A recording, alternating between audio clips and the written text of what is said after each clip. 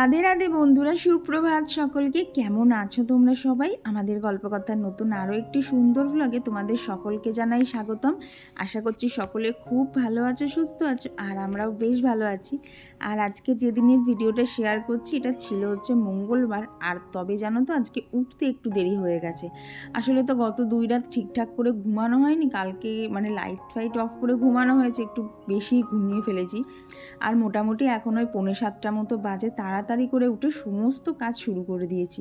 আর এখন তো গরম পড়ে গেছে জানো তো, সকালবেলা উঠে না এই জানলাগুলোকে না খুললে না ঘরের মধ্যে যেন ঢোকা যাচ্ছে না, কীরকম যেন একটা গুমোট হয়ে আছে।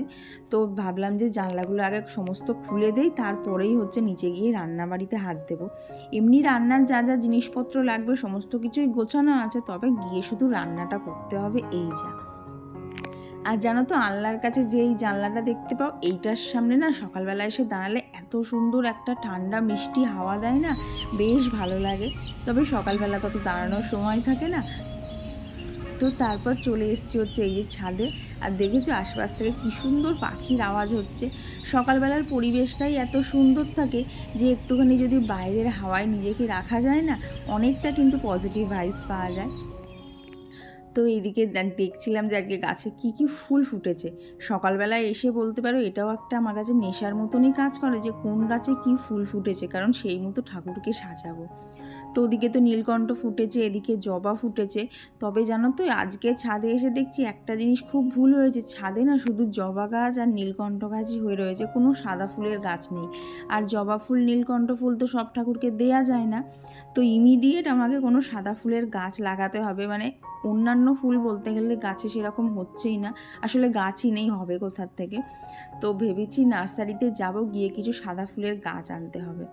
তো এই যে রান্নাঘরে চলে এসেছি। এখানে ভাতের চাল তো গতকাল রাতেই ভিজিয়ে রেখেছিলাম, ওখানে ডিমও বার করে রেখেছি। আর এই হচ্ছে সবজি, এখানে নিয়েছি হচ্ছে ঝিঙে, ডাঁটা, গাজর, আর নিয়েছি হচ্ছে ফুলকপি। আর পরের দিকে আলুটা কেটে নিয়েছিলাম। আর কি আলু না রাতের দিকে করে কেটে রাখি না, কারণ অল্প একটু আলু কি আবার বাটির মধ্যে জলে ভিজিয়ে রাখবো, আর যদি না ভিজিয়ে রাখি তাহলে তো কালো হয়ে যায়। তো এই যে ভাতের চাল ধোয়ার জলটাকেও তুলে রেখেছি আমার গাছগুলোতে দেবো বলে। দিয়ে এইদিকে হচ্ছে ভাত বসিয়ে দিয়েছি, আর এদিকে হচ্ছে তরকারিটা বসাবো। আর ওই যে দেখছো না ডেকচিতে ভাত করছি, ওটা আজকেই লাস্ট ছিল, তারপর থেকে আর ডেকচিতে করিনি, সোজা রাইস কুকারে ট্রান্সফার হয়ে গেছি। কারণ সেই দেখেছিলেন আমার সিলিন্ডারটা শেষ হয়ে গেছিলো, তারপর থেকে সিলিন্ডার তো বুক করা, কিন্তু সিলিন্ডার কবে আসবে সিলিন্ডার নিজেও জানে না। তো গ্যাস না ছাড়া তো একদম বাড়িতে একটু অসুবিধাই হবে। তো সেই জন্যেই টুকটাক রান্নাবান্না এখন থেকে রাইস কুকারেই শুরু করে দিয়েছি। আর তারপরে মাল্টিকুক, কেটেল বলো, এগ বয়লার এসব তো আছেই। তো টুকটাক রান্নাঘরে এইসব দিয়েই আপাতত আমার হেল্প হয়ে যাচ্ছে। আর অন্বেষা ভট্টাচার্য আইডি থেকে বোনও লিখেছো না যে তুমি ইন্ডাকশানে করছো, সে তো অনেক ভালো ব্যাপার। তবে কি বলো তো আমার কাছে এখনও অবধি ইন্ডাকশান নেই। ইন ফিউচার যদি দেখি যে খুব অসুবিধা হচ্ছে তাহলে তো একটা নিতেই হবে। তবে এখন অবধি আমার কাজ চলে যাচ্ছে, তো সেই জন্য আর অসুবিধা হচ্ছে না। তো এইদিকে যে সবজির তরকারিটা দেখতে পাচ্ছ সেটা প্রায় হয়ে এসছে। এখন ওপর থেকে ভাজা জিরের গুঁড়ো, একটু চিনি, আর দিয়ে দিলাম হচ্ছে ভেজে রাখা বড়িগুলো। এই তরকারিটা খেতে কিন্তু খুব ভালোও লাগে। আর গরমের দিনে তো এরকম হালকা পাতলা তরকারি খাওয়াও স্বাস্থ্যের জন্য খুব ভালো। গরমের মধ্যে তো আর বেশি রিচ খাওয়া যায় না। তো এইদিকে তরকারি হয়ে গেছে, আর এইদিকে হচ্ছে ঝটপট এখন ডিমগুলো বয়েল করে নেব। তো আজকে অনেকগুলো ডিমই বয়েল করতে হচ্ছে, কারণ গতকাল না একটা রেসিপি দেখেছিলাম ডিমের, তো সেইটাই একটা ট্রাই করব। তো ওই জন্য সমস্ত ডিমগুলো এই যে সেদ্ধ করে নিচ্ছে। আর আমি তো এই যে আগারোর যে এগ বয়লার এটা ইউজ করি, এত চটজলদি হয়ে যায় আর ডিমগুলো এত সুন্দর সেদ্ধ হয়, কোনো ভেঙে যাওয়া, ফেটে যাওয়া, তো এইসবের তো ঝামেলাই নেই। তো তোমরা যদি এই প্রোডাক্টটা নিতে চাও তার জন্য দেখো লিঙ্ক ডিসক্রিপশান বক্সে দেওয়া আছে, খুব একটা বেশি দাম না, একবার পারচেস করে দেখতে পারো। তো এখানে দেখো একদম চটজলদি আমার সমস্ত ডিমগুলো বয়েল হয়ে গেছে। আর দেখো দেখে তো মনেই হচ্ছে না যে এগুলো সেদ্ধ ডিম না কাঁচা ডিম। তো এরই মধ্যে হচ্ছে কৌশিক বেরিয়ে গেল অফিসের জন্য, ওকে সমস্ত কিছু রেডি করে দিয়েছি। আর এই দিকে এখন আমি ওই ডিমের রেসিপিটা ট্রাই করব। বেশ কয়েকদিন ধরেই বিভিন্ন চ্যানেলেই দেখছিলাম, তো ভাবলাম আজকে একটু ট্রাই করাই যাক। ওই নর্মালি যেরকম দেখো না পেঁয়াজ আদা রসুন দিয়ে মশলা কষিয়ে ডিম, তো আজকে সেইভাবে একদমই করব না, একদম অন্যভাবে করবো। আর দেখো ডিমগুলো কত সুন্দর সেদ্ধ হয়েছে। ডিম যদি পারফেক্ট যদি সেদ্ধ হয় না, তাহলে রান্না করতেও অনেকটা সুবিধা হয়। ওই কড়ার মধ্যে দিলে ডিম এদিক ওদিক হওয়ার সম্ভাবনা নেই। তো ওদিকে ডিমে হচ্ছে নুন আর একটু লঙ্কার গুঁড়ো দিয়েছিলাম, আর এদিকে মশলার মধ্যে নিয়েছি হচ্ছে পাকা লঙ্কা, তার সাথে দিয়েছি হচ্ছে কাজু বাদাম, আর দিয়েছি হচ্ছে 2-3 চামচ মতো পোস্ত। তো আজকে এই রেসিপিটার নাম হচ্ছে ডিম পোস্ত। তো খেতে তো একটু বেশ অন্যরকম ছিল, তো সেই জন্য ভাবলাম চলো রেসিপিটা তোমাদের সাথেও শেয়ার করি, কারণ আমার মতো যারা যারা আগে এই রেসিপিটা জানতে না, তোমরাও তাহলে বাড়িতে বানাতে পারবে। আর ডিম মোটামুটি সব বাড়িতেই আমাদের খাওয়া হয়, তো রেসিপিটা করতেও কিন্তু খুব একটা বেশি সময় লাগে না, তো যার জন্য সকালবেলায় রান্নাটা করে ফেলছি। আসলে যখন থেকে কালকে দেখেছি না, তখন থেকে মনের মধ্যে হচ্ছে কতক্ষণে রান্নাটা ট্রাই করব। আর এমনিতে নিত্য নতুন জিনিস ট্রাই করতে আমার ভীষণ ভালো লাগে। তো এখানে কড়ার মধ্যে সর্ষের তেল গরম করে পেঁয়াজগুলো হালকা ভাজতে ভাজতে তার মধ্যেই ডিমগুলো দিয়ে দিয়েছিলাম। আর ডিমগুলো একটু ভাজা হতেই তার মধ্যে দিয়ে দিয়েছি হচ্ছে টমেটো কুচি। তারপর এখানে অ্যাড করেছি হচ্ছে সামান্য পরিমাণে নুন আর হলুদ, আর কি যতটা আমি রান্নায় দেবো, দিয়ে সব কিছু দিয়ে একটুখানি ঢাকা দিয়েছিলাম যাতে টমেটোটা নরম হয়ে যায়। তারপর যে পোস্ত বাটাটা ছিল সেটাও এর মধ্যে দিয়ে দিয়েছি। দিয়ে আর কিচ্ছু করতে হবে না, একটু নাড়াচাড়া করে সামান্য জল দিয়ে দিয়েছি, আর কি ওই বাটি ধোয়া জল যেরকম হয়েছে সেটা দিয়ে দিয়েছি। দিয়ে কয়েকটা চেরা কাঁচা লঙ্কা দিয়েছিলাম, দিয়ে তারপরে ঢাকা দিয়ে দিয়েছিলাম। আর এই 5-7 মিনিট পর ঢাকনা খোলার পরেই এই অবস্থা। ওপর থেকে আরও একটু সর্ষের তেল দিয়ে দিয়েছিলাম। তো দেখছো কতটা সুন্দর দেখতে হয়েছে, আর রান্নাটা কিন্তু একদমই অন্যরকম। এইভাবে যদি গরমকালে ডিম রান্না করে খাওয়া হয় না, একদমই কিন্তু শরীর খারাপ হবে না, কারণ এতে সেরকম কোনো মশলাই যায়নি। যে মশলা কষিয়ে মশলার থেকে তেল ছাড়ানো হয়েছে সেসব তো কোনো ব্যাপার নেই। আর প্রত্যেক দিন একঘেয়ে রান্না খাওয়ার থেকে মাঝে মধ্যে কিন্তু এরকম করেও ট্রাই করা যায়, খেতে বেশ ভালো লাগছিল। তো এইখানে হচ্ছে মুসলিটা করে নিয়েছি, নিয়ে সোজা চলে এসেছি হচ্ছে ওপরে, কারণ সকাল থেকে অত কিছু করতে করতে খুব খিদে পেয়ে গেছিলো। তার জন্য আজকে না মুসলিটা করে সাথে সাথেই খেয়ে নিয়েছি, যে তারপরে এক এক করে সমস্ত কাজে হাত দেবো। তো প্রথমেই ঘরে এসে আগে বিছানাটা তুলে নিচ্ছি, কারণ বিছানা যতক্ষণ না পরিষ্কার না থাকে ততক্ষণ যেন মনেই হয় না আমার সারাদিনের কোনো কাজ হয়েছে। আর দেখবে ঘরের মধ্যে ঢুকে কিন্তু বিছানাটাই সবার আগে চোখ পড়ে, তাই এটাকে যদি এসে ঝটপট গুছিয়ে না ফেলি না, অন্যান্য কাজে যেন হাতে দিতে ইচ্ছা করে না। আর আজকে সকালেও বললাম না কি সুন্দর হাওয়া দিচ্ছে, দেখো পর্দাগুলো বেশ নড়ছে। তবে এত সকালবেলা আর এখন আর কি পর্দা রাখা যাবে না, কারণ গাছগুলোতে আমার জল দিতে হবে। সেই যে চাল ধোয়া জলটা তুলে রেখেছিলাম সেটা গাছে দিয়েছিলাম। তো শুধু ওই জানলার গাছ না, সব গাছেই অল্প অল্প করে দিয়ে দিচ্ছি। এই চাল ধোয়া জল যে গাছের জন্য কি ভালো সার, মানে তোমার বিনা খরচায় সারও হয়ে যাবে, আর গাছও একদম বলতে পারো তত্তরিয়ে বাড়বে। আর জানো তো জানলার এই জায়গাটাও আমার খুব পছন্দের, বিশেষ করে ওই বাইরে থেকে নারকেল গাছ আর বেল গাছটা দেখা যায় না, চোখের মধ্যে যেন একটা অদ্ভুত রকমের শান্তি দেয়। তো বেশ খানিকক্ষণ এখানে বসেছিলাম, তারপরে এই যে এখন চলে এসেছি স্কিন কেয়ার করতে। শীতকালে তো স্কিন কেয়ার করে অতটা অসুবিধা হতো না, তবে জানো তো গরমকালে এখন অসুবিধা হচ্ছে, কারণ আমার তো অয়েলি স্কিন, মানে প্রচণ্ড ঘেমে যাচ্ছে। তবে যে আর কি ক্রিমগুলো আমি ইউজ করি সেগুলো অয়েলি স্কিনে আমার শ্যুট করে গেছে, যার জন্য পিম্পল হওয়ার একদমই ভয় নেই। বিশেষ করে ময়েশ্চারাইজারটা, মুখ ঘামলেও এতটুকু আমার মুখে কিন্তু কোনো পিম্পল হবে না। আর পিম্পল হলে আমরা প্রত্যেকটা মেয়েই জানি আমাদের ঠিক কতটা অস্বস্তি হয়, যে কতক্ষণ এটাকে সারাবো। দেখবে তখন যেতে আসতে যেন ওই পিম্পলটাই বারবার চোখে পড়বে। তো চলো এদিকে ঘরের কাজগুলো সারতে সারতে তোমাদের সাথে কিছু কমেন্ট শেয়ার করি। তো আমার গত ভিডিওতে মুস্কান লিখেছো যে ঈদের জন্য তোমার ভিডিও দেখতে পারিনি, এখন সব ভিডিও দেখছি, কি খুশি লাগছে, থ্যাংক ইউ গো। আর অবশ্যই কিন্তু জানিও ঈদে কেমন কি করলে, কি ঘুরলে, কি খাওয়া দাওয়া করলে, অবশ্যই কিন্তু এই ভিডিওর কমেন্টে জানিও, কারণ আমি ভিডিও করে রাখি তোমরা দেখতে পাও, তোমাদেরগুলো তোমরা যদি না বলো আমি আর কি করে জানবো। তবুও কি বলো তো, জানতে তো ইচ্ছা করে।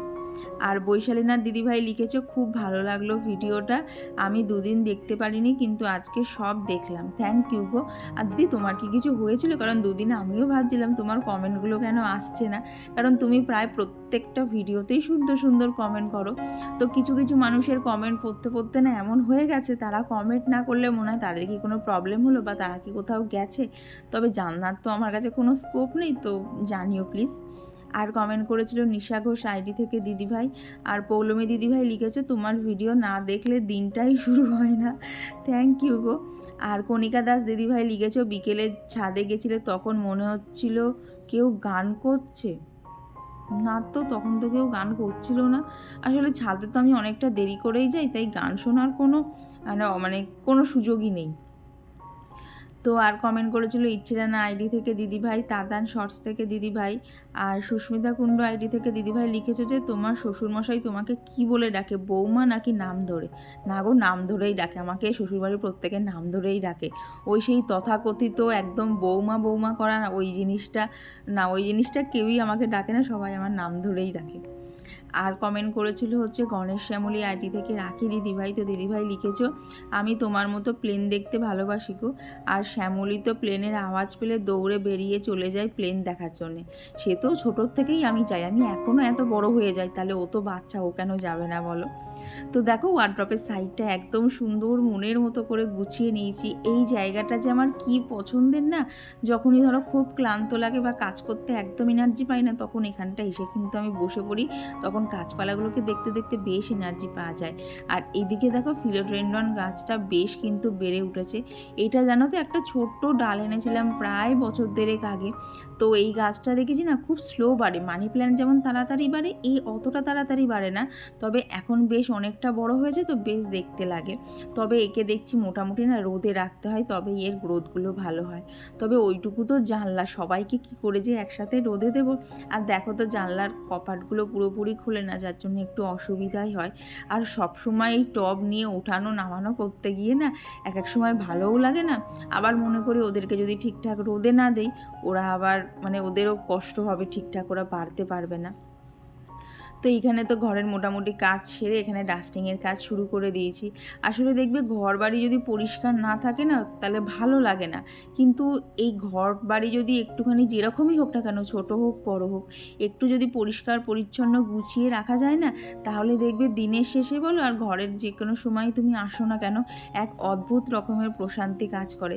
আর এই গুছিয়ে রাখতে রাখতে এমন অভ্যেস হয়ে গেছে না, কোথাও যদি আগোছালো দেখি না, মনে হয় কতক্ষণে সেখানটা গুছিয়ে একদম ফাঁকা করব। তো যখনই সময় পাই না কেন এইভাবে করতে থাকি। আর বেশিক্ষণ তো লাগে না, প্রত্যেক দিন বলতে পারো ঘড়ি ধরে যদি আধ ঘন্টা করে সময় দেওয়া যায় না, বাড়ির প্রত্যেকটা কোণা কিন্তু পরিষ্কার থাকবে, সমস্ত জিনিসপত্র একদম গোছানো থাকবে।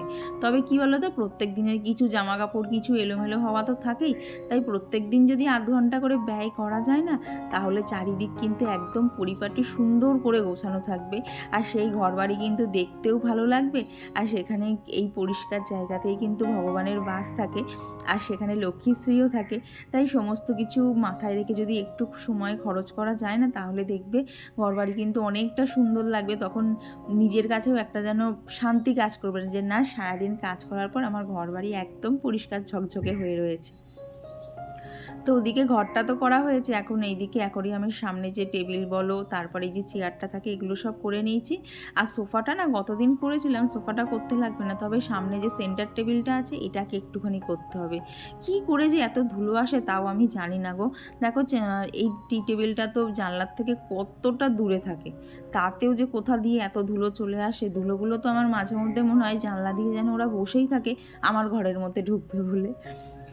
তো আর গত ভিডিওতে লোপামুদ্রা দিয়ে কমেন্ট করেছিলে খুব সুন্দর লাগছে ছোট ছোট জিনিসগুলো, 20 টাকায় কত কিছু পাওয়া যাচ্ছিলো গো দোকানটায়, আমি গেলে যে আরও কী কিনতাম সংসারের জন্য। যাই হোক সব মিলিয়ে ভালো লাগলো। হ্যাঁ গো, দোকানটা আমারও খুব পছন্দের, কিন্তু ওই যে শুধুমাত্র সোমবার করে বসে। আর তুমি বললে না আরও অনেক কিছু নিতে, আমি মোটামুটি যা লাগবে অনেক কিছুই আগে ভাগে নিয়েছি, তবে সেই দিন আর কিছু পছন্দ হচ্ছিল না। একটা জিনিস দরকার ছিল, তবে সেই দিন ওনার কাছে ছিল না। তো আরও দেখছি মনে হয় 2-3 বার যেতে হবে, তবে গিয়ে যদি ওনার কাছ থেকে ওই জিনিসটা পাওয়া যায়। ওটা আমার ঠাকুর ঘরের জন্য খুব দরকার, তো যখন পাবো অবশ্যই তো তোমাদের সাথে শেয়ার করব। কি বলো তো, ওই জিনিসটা নর্মালি দোকানে গেলেও পাওয়া যাবে, কিন্তু নর্মাল দোকানে গেলে কমপক্ষে 60-70 টাকার দাম নেবে। তো আমার অত ভালো দরকার নেই, আমার মোটামুটি কাজ চালানোর মতো হলেই হবে। তো সেই জন্যে ওই কাকুটার দোকান অবধি বসে আছি যে কবে আনবে। তো আগের দিন গিয়ে বলেছিলাম, বললো আসবে কয়েকদিনের মধ্যে, তো দেখবো খুনি আবার যদি কখনো যাওয়া সম্ভব হয়। তো ঘরের সমস্ত কাজ সেরে এইবার হচ্ছে ছাদে এসেছি। এখন এত রোদ হয়ে যাচ্ছে না, ছাদে আসলেই মনে হচ্ছে মাথায় করে যদি ছাতা নিয়ে কাজ করা যেত ভালো হতো।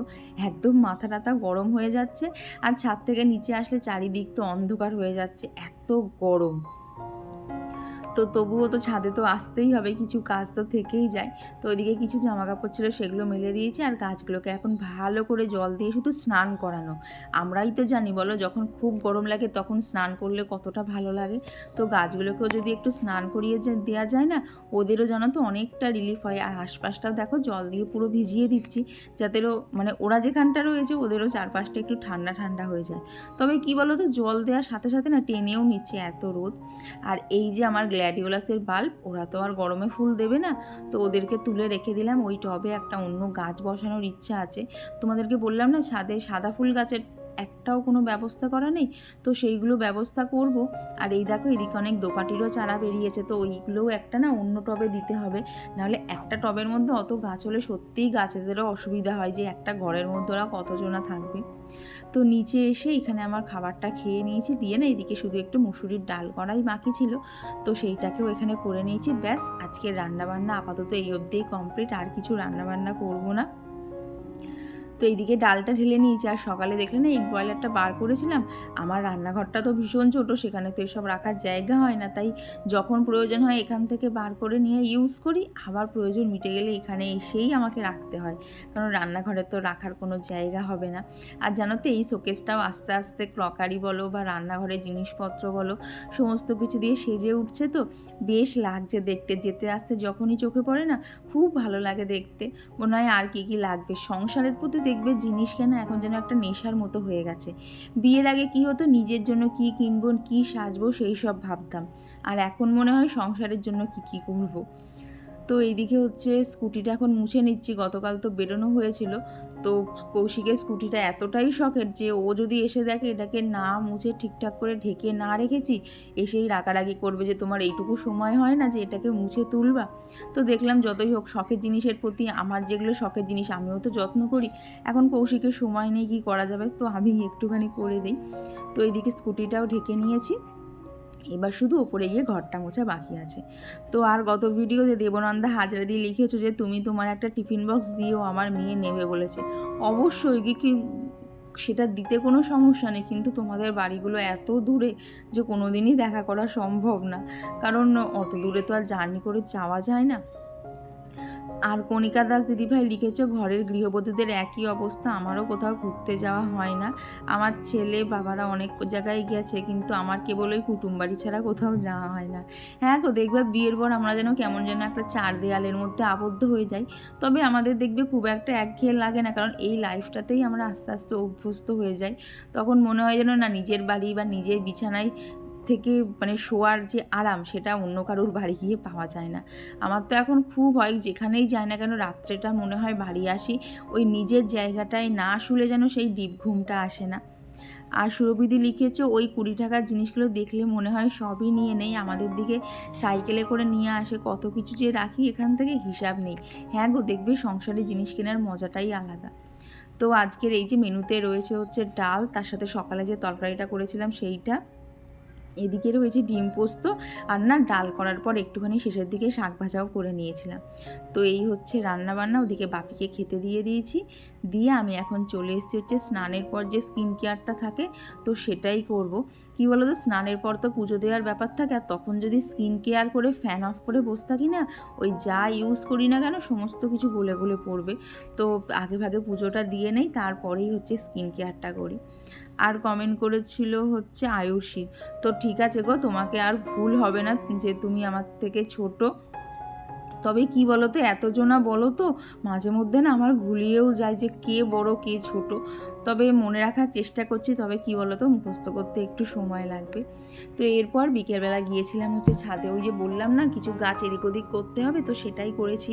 তো দেখো মাল ভাতে তো আর ফুল ফুটবে না, গরম পড়ে গেছে, তো ওকে একটা ছোট টবের মধ্যে দিয়েছি যদি বাঁচিয়ে রাখতে পারি। আর এইদিকে বড় টবটাই হচ্ছে একটা টগর ফুলের গাছ দিয়েছে, ওটা ছিলই আমার কাছে, তবে ছোট টবে ছিল, তো তাকে এখন এই বড় টবটাই দিয়েছি। আর সকালে দেখলে না বেশ কিছু দোপাটির চারা, তো দেখো একটা টবের মধ্যে 3টে দিয়েছি, আর একটা ছোট ছোট বাটির মধ্যে 3টে, তো এই 3টে রেখেছি। এই 3টে হচ্ছে মাকে গিফট করব, কারণ মার কাছে নেই। আর পাশের যে টবের মধ্যে বসিয়েছি 3খানা, এই 3খানা আমারই থাকবে। তো এখন দেখি কবে এরা ঠিকঠাক বড় হয়, কবে আমাকে ফুল দেয়। নাহলে না ঠাকুরের ওখানে পুজো দিতে একটু অসুবিধাই হচ্ছে। তো এরপর মাঝে আর ভিডিও করা হয়নি, সন্ধ্যেবেলায় টিভি দেখছিলাম, এডিট করছিলাম। আর বললাম না সকালবেলা যে তখনই লাস্ট দেখি যে ভাত করেছি, তারপর থেকে আর করিনি। এই যে রাইস কুকারে আজকে রাতের ভাতটা করে নিয়েছি। খাওয়া দাওয়া কমপ্লিট করে ঘরে এলাম, মাঝে আর কোনো ভিডিও করিনি, কারণ প্রচণ্ড গরম লাগছে। কি করব না করব কিচ্ছু বুঝতে পারছি না, এত পরিমাণ গরম লেগে গেল। এই দেখো এতক্ষণ ফ্যান চলছিল, শুধুমাত্র কথা বলবো বলে ফ্যানটা অফ করলাম। বাপরে বাপ, কদিন আগেও কত ঠান্ডা লাগছিল, ব্ল্যাঙ্কেটটাকে গায়ে দিতে হচ্ছিল, আর এখন ব্ল্যাঙ্কেট মনে হচ্ছে এক্ষুনি এসিটা চালালে ভালো হতো, কিন্তু এই মুহূর্তে এক্ষুনি চালাবো না, আর একটু গরমটা বাড়ুক তারপর চালাবো। কারণ আমার তো এমনিতেই ঠান্ডার ধাত, বেশি পাকামো করতে গেলে আমি ঠান্ডা লেগে আমারই শরীর খারাপ হবে। এই দেখো একটা ফ্রিজের ম্যাগনেট, এটা কেউ একটা জন দিয়েছে কৌশিককে, শ্রীলঙ্কার থেকে আনা, এরকম হাতি শেপের। তো এটা তো ফ্রিজে লাগাতে হবে, এখানে কি জন্য আনলে? এখানে আমার ঘরে কোথাও ম্যাগনেট লাগানোর জায়গা নেই, কোথাও নেই, চারিদিকে সব কাঠের জিনিস, কিচ্ছু ম্যাগনেট লাগানোর জায়গা নেই। তো এটাকে ফ্রিজেই আটকাবো। তো এই হচ্ছে জিনিসটা, কেমন দেখতে লাগছে অবশ্যই জানিও। এখানে দেখো শ্রীলঙ্কা বলে লেখাও আছে। এরকম না ম্যাগনেট মানে রিসেন্টলি আমার না রাখতে খুব ভালো লাগছে, কিন্তু যেখানে যেখানে ঘুরতে গেছি কোথাও থেকে ম্যাগনেট আনিনি। এটা ওটা মানে অ্যাজ আ মেমারি আনা হয়েছে একটা করে জিনিস, বাট ম্যাগনেট আনা হয়নি। তো ঠিক করেছি আবার যখন ভবিষ্যতে আমি ঘুরতে যেতে পারবো তবে থেকে আমি ম্যাগনেট কালেক্ট করব। তো ফার্স্ট এটা দিয়েই শুরু হলো। তো বেজে গেছে তো অনেক, এই ভিডিওটা এখানেই রাখছি। তোমাদের কেমন লাগলো অবশ্যই জানিও, ভালো লাগলে প্লিজ একটা লাইক করে দিও। তো চলো আজকের জন্য টাটা।